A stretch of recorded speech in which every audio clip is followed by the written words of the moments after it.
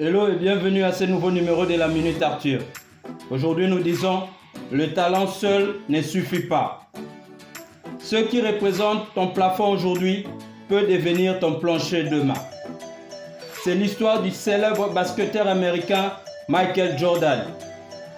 Au début du confinement, la chaîne sportive ESPN a diffusé une série de documentaires intitulés Last Dance, en honneur à Michael Jordan et le Bulls de Chicago de son époque.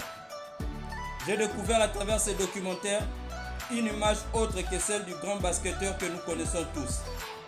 Michael était un leader, un bosseur, un compétiteur hors norme et avait un moral d'acier. Au-delà de son talent, Michael Jordan doit son succès à sa discipline, sa persévérance et sa volonté de gagner. Il reconnaît que tout le monde a du talent, mais devenir le meilleur demande du travail en plus. Il s'est toujours assuré de travailler plus dur que tout le monde et n'a jamais demandé à quelqu'un d'autre de faire ce que lui-même n'a jamais fait. Le lendemain d'un match de play-off où les Bulls ont perdu face aux Pistons, après son retour d'exil du baseball, Michael Jordan était déjà à 6 h du matin dans la salle de sport pour préparer la saison prochaine. Et devinez ce qui s'est passé cette saison prochaine? Les Bulls l'ont remporté. Il était tellement déterminé que peu importe que ce soit en entraînement ou en match officiel, Michael Jordan jouait que pour gagner. Finir deuxième n'était pas une option pour lui. Il demandait tellement de lui-même qu'il ne tolérait jamais le manque d'effort des autres. À ses côtés, ses coéquipiers n'avaient aucun autre choix que de donner le meilleur d'eux-mêmes. À la question de savoir si c'était quoi la clé de son succès, Michael a répondu: si tu travailles dur, tu seras récompensé. Il n'y a pas de raccourci vers le succès. Mon ami, lorsque tu commences à croire que le talent est la seule pièce essentielle du succès, tu es en train de construire tout seul un mur qui te mènera droit vers l'échec. Tu peux être bon ou même excellent dans une chose sans être naturellement doué pour la chose. Il n'y a rien de plus commun que les hommes talentueux qui n'accomplissent rien du tout. Les aptitudes, peu importe dans quel domaine, peuvent être apprises et améliorées.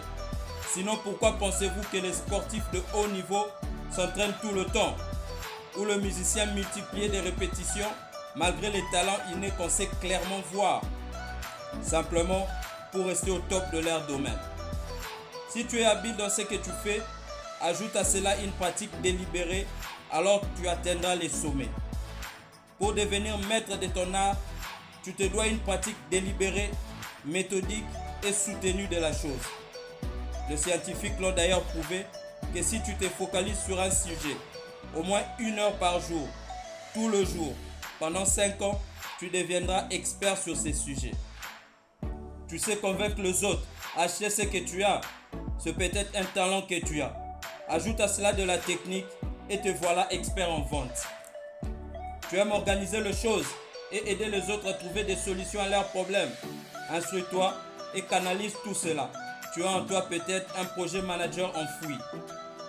Tu as des idées recettes que tu aimes partager avec les autres et tu aimes faire la cuisine.